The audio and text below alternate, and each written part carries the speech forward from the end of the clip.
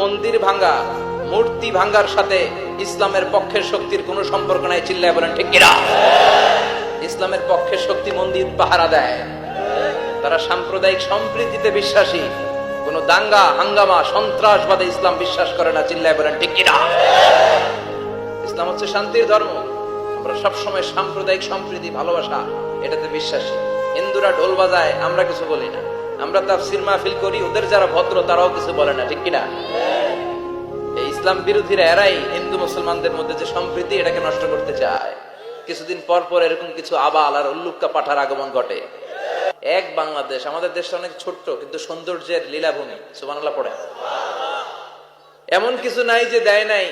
কি পাহাড়, কি সাগর, কি নদী, কি সবুজ। সমস্যা হয়েছে দুর্নীতি। সমস্যাটা কি? আমি 5.5 বছর ধরে